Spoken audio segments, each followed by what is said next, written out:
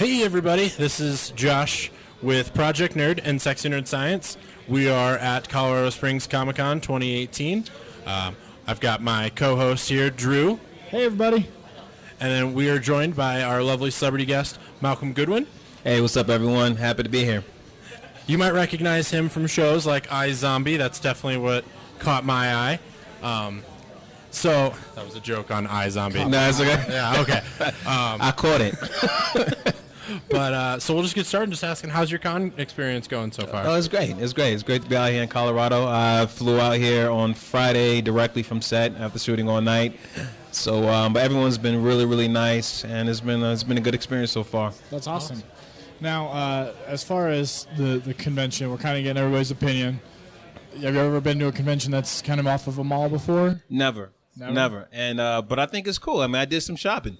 Yeah. You know, when the line slows down, went to the GNC and grabbed the protein shake. Some of those B12 vitamins. Exactly. Went to H&M and you know, bought a T-shirt. No, I think it's really nice. Even people who may not go to conventions, just them walking by, I think they'll gravitate toward it. So I think it's this great exposure for, you know, this culture.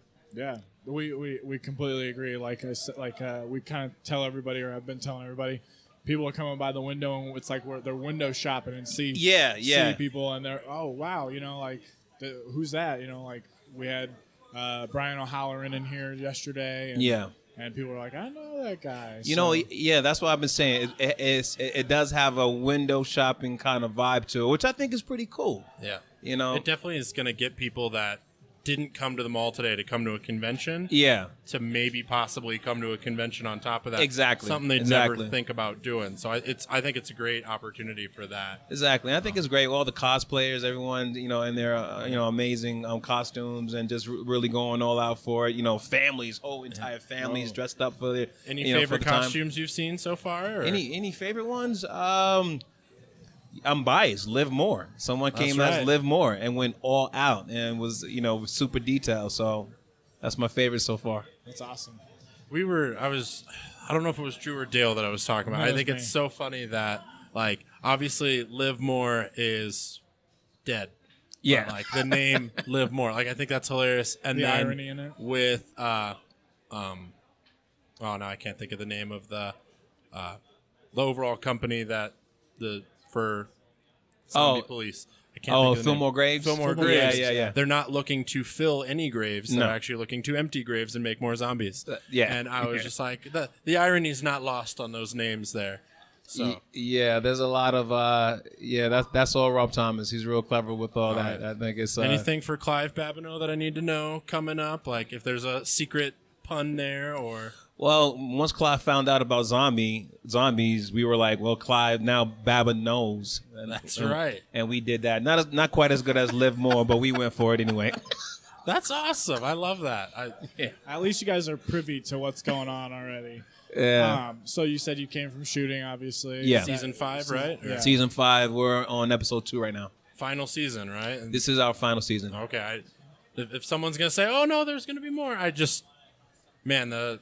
well, you never know. You never know. I mean, in this day and age, when people are basically crowdfunding their own stuff, or people don't want shows to end, they can kind of put those petitions out. Yeah. But like Lucifer. Like Lucifer came back through the fans fighting for it, and then Netflix picked it up. Yep. So yeah, you never know. But this is we're treating it as if it is our last season. So it's bittersweet, it's but I think it's but the way they're wrapping it up is pretty tight. It's really tight. So do you have anything coming down the pipeline that you can talk about as far as aside from iZombie? Or? Yeah, I did a show called Project Blue Book on the History Channel over the hiatus. The trailer's out. They premiered it at San Diego Comic-Con. Okay. So I'm pretty excited about that. That's Robert Zemeckis. That's his new show. And whoa, dude, they went all out. I've never seen some of the special effects on the film set. I've never been a part of anything that massive, in terms of special visual effects. Yeah. So that comes out, I think, sometime next year, mid-season, alongside iZombie. Nice. So you can look out for that too. That's awesome. Josh, I think, did you say something that you had about something that you previously did? I know the iZombie is the only thing I've seen that he's previously done. But I think there's another thing that you did as well that I can't remember. Well, there's a whole lot. Lot. I'm one of those people who just like, oh, you're that guy from that and that and that and that and that. I feel like we kind of perused the stuff. I feel like I watched True Blood recently. I feel like I saw you on an episode of that. Yeah, I did do True Blood. Couple episodes.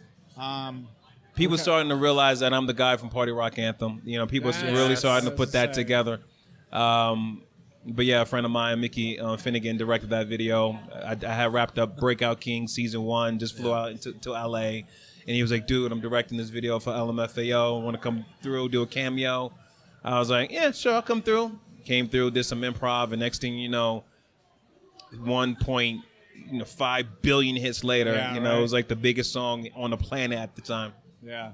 I was gonna say, I still love me some LMFAO. Like, I mean, I read every once in a while. Yeah, they're great. Yeah. Yeah. It's just good to get you going. I mean, well, that character that I played was supposed to make. He was supposed to be in a few other videos. Yeah. But every time they shot a new video, I was off filming something, so I couldn't make it. So, one and done. Yeah. Is iZombie filmed in Canada or? Yeah, we filmed in Vancouver. Okay. I knew that it was like outside of the U.S. A lot of shows are in Vancouver. I mean, I think Supernatural. Supernatural. A lot of CW shows out. Riverdale's out there. The Flash is out there. Yeah. So it's I think get some Walking Dead people and then Supernatural and iZombie crossover. It'll be great. That's gonna be. I'll take it. I think that'll be interesting. So as far as obviously that stuff, I mean, do you have any specific roles that you'd like to play that you haven't that just haven't come up at all or anything like that? Like, I know people make pushes for specific superhero characters or comic book characters. I mean, if you had like a dream role to play, is there something that you have in mind? That's a good question. I mean, there's something. I've done I played a lot of dream roles on stage. I started off in the theater, and then with film and television, I think a lot of people think that actors have a choice of what it is that they're playing. But you get an audition and you go out for 10 auditions. You probably want to do all 10 roles, but you can probably do one, and it's the one that you get selected for. It doesn't necessarily mean it's the one that you want to do. You wanted to do, but you have to. You got to work. You got to work. Yeah, but I don't know. I mean, I'm always about just real people, just grounded, honest people, and with unique. I think everyone's unique. Everyone has something that makes them special, and as long as the character has those particular, it's more about the qualities of the character. That's why I love Clive. Clive. He did not know he was in a zombie TV show. He's sitting there like he's a police officer. He's just trying to get justice for these murder victims, and he stayed true to that. Obviously, until he figures out that it's a zombie culture, it's a zombie world out there. But he still follows that passion and that desire to help people. It's kind of the lawful good that we've been talking about all weekend. Yeah. Oh, definitely. Lawful good to the very. I mean. Yeah, he's got his values that he won't sacrifice anything on his values. Yeah. Season 3 and 4 definitely, I think, really, it was more of a story of Clive Babineaux than it was Liv Moore in season 3 and 4. I think. Yeah, they kind of went into his backstory a little bit more, which I thought was great, and and the fact that Clive, Liv, Rob, I mean, they're real friends. They became really, really friends and fighting for one another, and they also share similar values. Even with Ravi wanting to cure this zombie virus. Yeah.